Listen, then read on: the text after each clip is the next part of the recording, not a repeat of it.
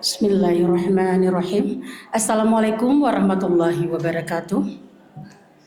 Alhamdulillahirabbil alamin. Wassalatu wassalamu ala asrafil anbiya'i wal mursalin wa ala alihi wa sahbihi ajmain. Puji dan syukur kita panjatkan kehadirat Allah Subhanahu wa taala. Selawat beserta salam kita haturkan kemangkuan alam Nabi besar Muhammad sallallahu alaihi wasallam. Bapak dan Ibu yang kami hormati, selamat datang di Rumah Sakit Ibu dan Anak. Kami doakan mudah-mudahan yang sedang sakit segera diangkat penyakitnya oleh Allah Subhanahu wa taala. Amin ya rabbal alamin. Baiklah, kami dari tim promosi kesehatan rumah sakit mohon izin waktu sebentar. Hari ini kita akan sharing tentang pneumotorak yang akan disampaikan oleh Dr. Anna Deliana, spesialis penyakit paru. Pada dokter kami persilahkan. Baik, terima kasih. Assalamualaikum warahmatullahi wabarakatuh.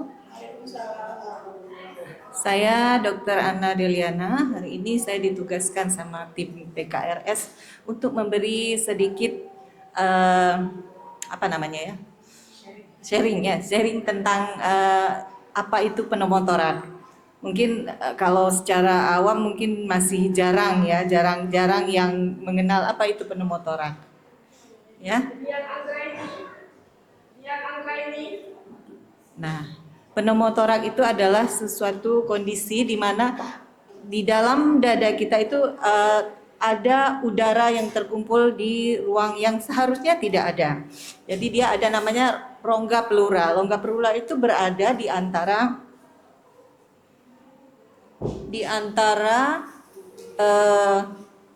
dinding dada. Di sini ada, dia pleura itu ada dua ya, satunya di dinding dada, yang satunya lagi melekat di parunya. Jadi rongga di antara itulah yang namanya rongga pleura. Nah, disitulah beradanya udara yang terkumpul secara abnormal ya. Di situ yang kita bilang pneumotorak. Kalau ada udara di situ dan udara itu bisa banyak dan menyebabkan gangguan. Nah, ini dia. Berdasarkan penyebabnya, pneumotorak ini bisa terbagi dua. Ada yang trauma dan yang non-trauma. Trauma itu maksudnya apakah kecelakaan, atau apa ada luka, ada apa begitu ya. Sedangkan non-trauma itu bisa terjadi begitu saja tiba-tiba, bisa karena ada sesuatu penyakit yang memicu hal tersebut ya. Jadi kalau hal itu terjadi maka paru-paru kita bisa dia kempes. Seperti ini ya. Kalau normal kan paru-parunya penuh ya, penuh sampai ke sini. Nah, begitu dia terjadi luka atau apa bocor, istilahnya bocor, ini udaranya akan keluar masuk ke rongga di sini. Akibat udara di sini penuh, paru-parunya akan tertekan dan dia menjadi kempes. Ya, kempes. Jadi mungkin kalau orang awam bilangnya paru-parunya kempes gitu ya. Kalau kita bilang kolaps, kalau di awam kita bahasanya mungkin kempes, paru-parunya kempes.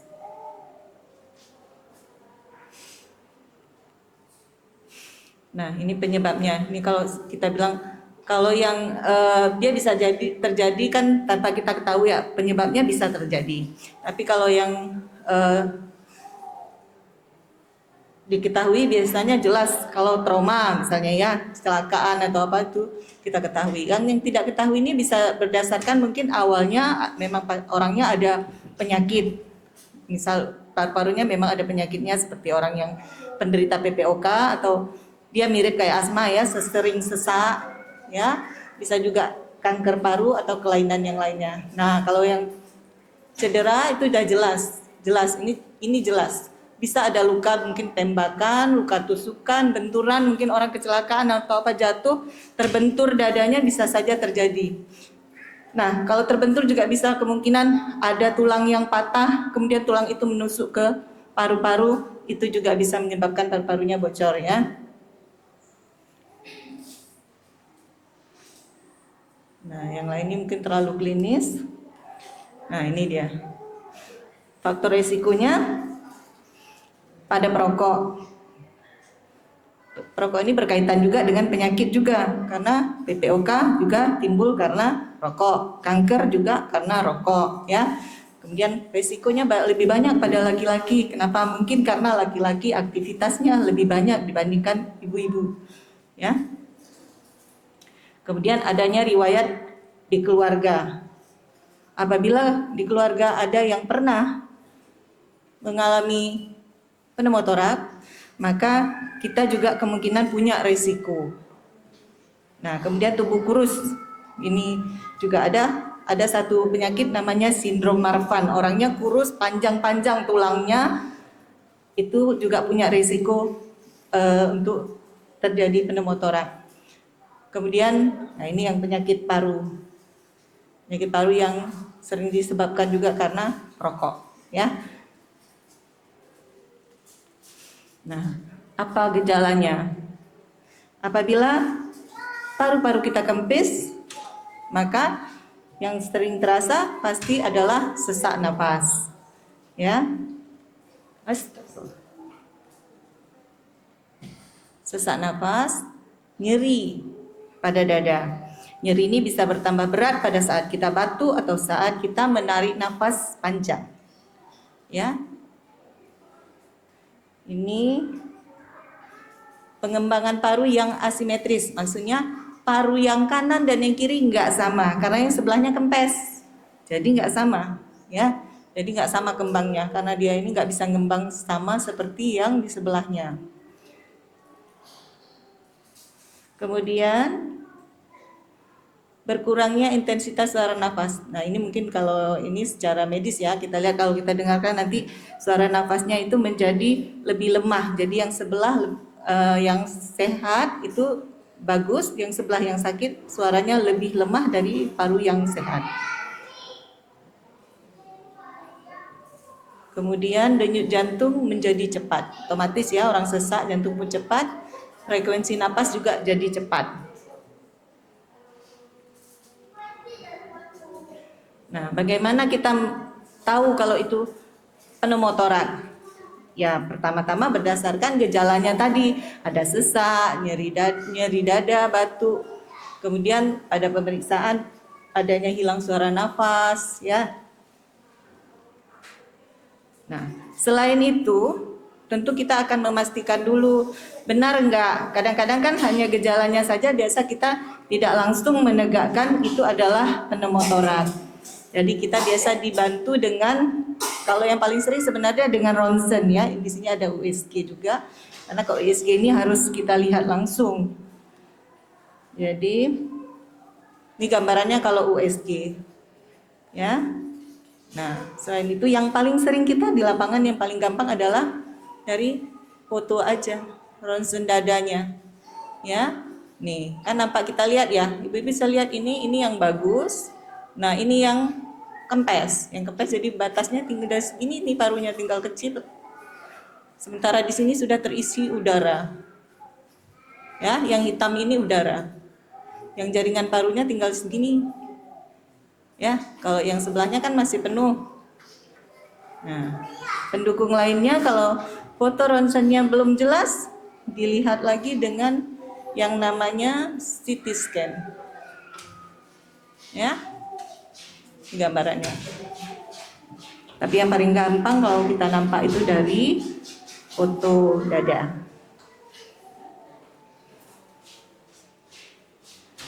Nah, ini pengobatannya. Pengobatannya apabila dia hanya ringan, mungkin kita hanya mengevaluasi, ya, hanya kita pantau saja. Karena pengobatan ini tergantung dari berat ringannya kondisi pneumotoraknya tadi, ya. Nah, kalau dia hanya ringan, kita bisa observasi aja. Misalnya mungkin kolapsnya hanya sedikit, tidak perlu tindakan. Kita bisa cukup memberikan bantuan dengan oksigen.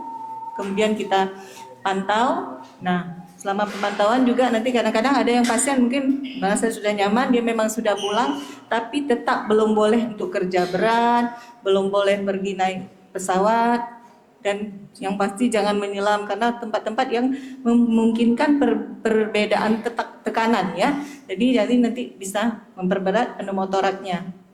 Sampai betul-betul pulih sempurna baru nanti boleh seperti biasa kembali. Nah, kalau dia berat, kita membutuhkan tindakan.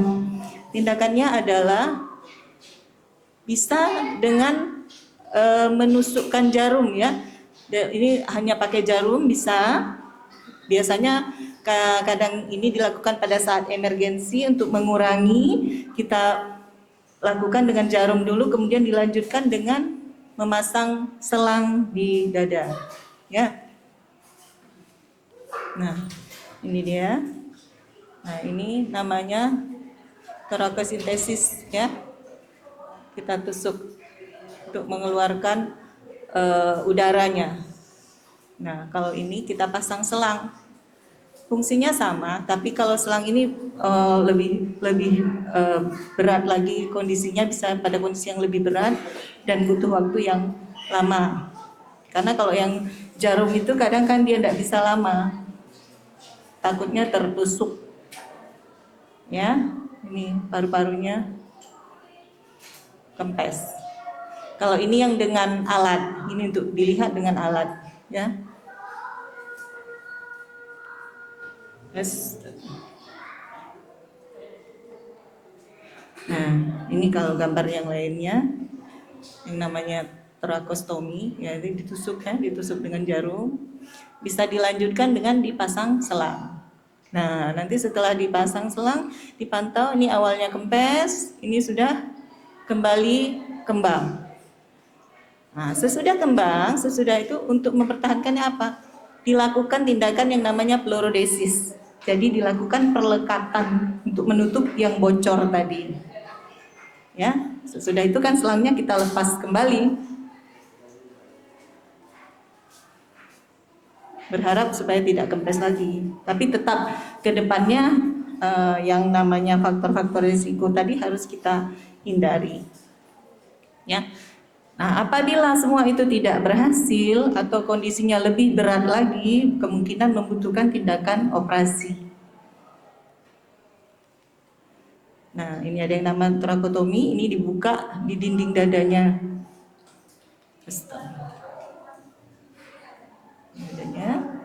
Ini lobektomi. Lobektomi ini bagian parunya dibuang. Jadi bagian paru yang rusak, yang nggak mungkin kembang lagi, dibuang. Ya, jadi dioperasi dibuang.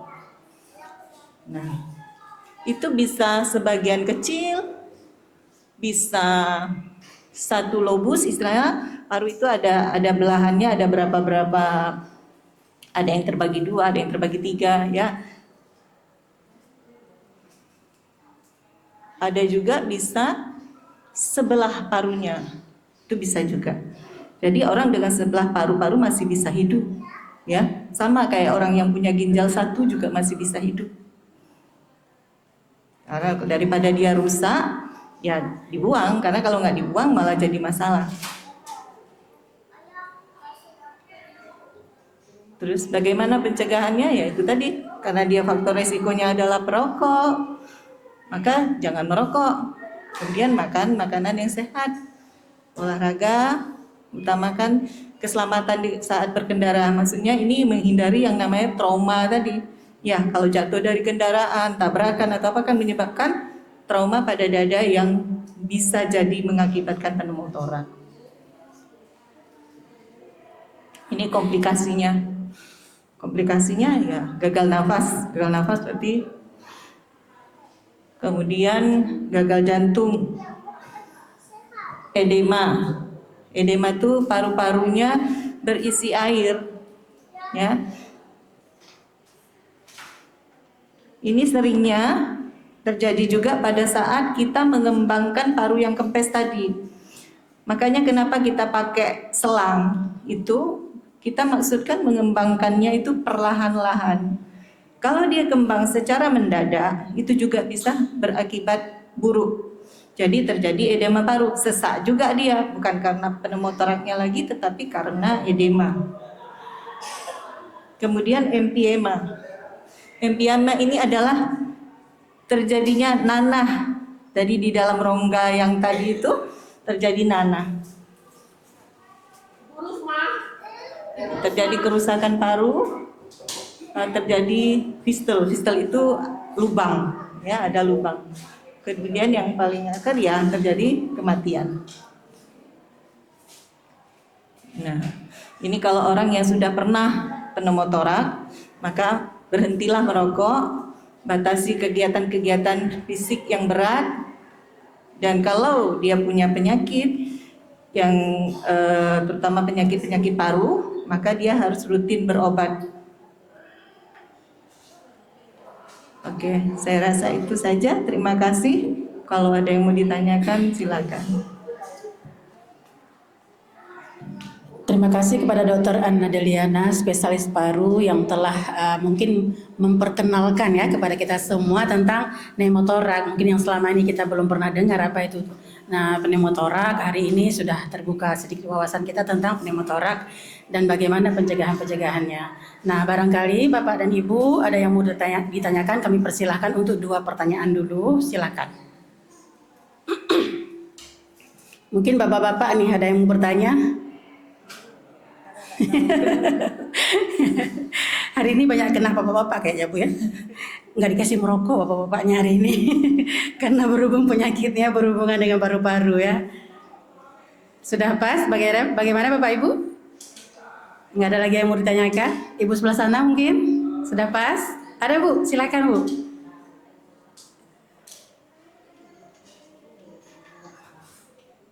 Ada mau ditanya Bu? Silakan. Mau? Silakan. Mau tanya apa aja, Bu? Boleh, silakan Bu. Ini kesempatan emas sebenarnya. Bisa langsung dengan dokter hari ini. Silakan Bu. Namanya siapa? Malu, saya datang dari jauh-jauh dari Medan. Iya, silakan. Iya. Di ke sana. Ya. Ngomong sama dokter. Di sini. Assalamualaikum warahmatullahi wabarakatuh. Terima kasih Ibu dokter. Ya, dokter Anna. Dokter Ana, saya penyakit ibu saya sesak napas. Ya susah. Sudah berapa lama Bu?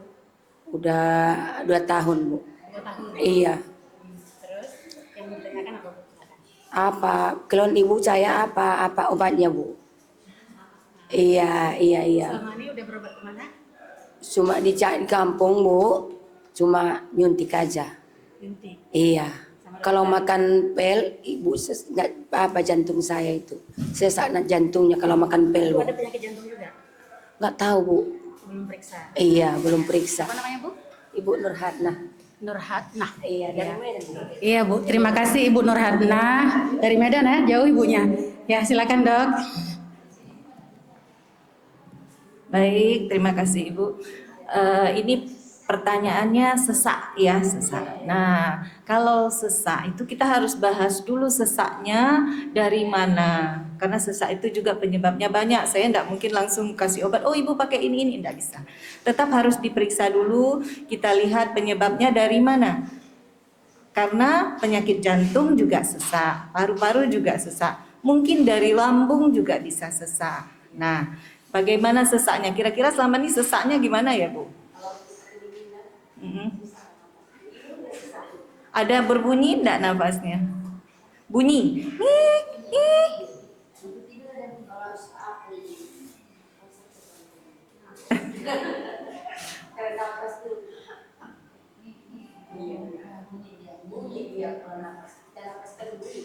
Ya, maksud saya ada bunyi seperti bunyi suara ya. Ya. Itu salah satu kemungkinannya adalah salah satu ya yang paling biasa itu adalah asma. Ya. Dia memang sering dicetuskan oleh udara dingin, debu atau makanan. Kalau kita ada salah-salah makan, mungkin kita alergi pada sesuatu bahan makanan, itu dia juga timbul, bisa sesak. Kadang-kadang hanya batuk-batuk, tak sampai sesak. Kadang berlanjut jadi sesak, ya. Nah, memang kalau ibu memakai obat asma itu mungkin diberikan, salah satu efek sampingnya memang berdebar. Ya, salah satu efek sampingnya berdebar. Oleh karena itu, untuk kita mengontrol asmanya, kita tidak dianjurkan untuk meminum tablet-tablet. Ya, jadi ada obat asma yang dihirup.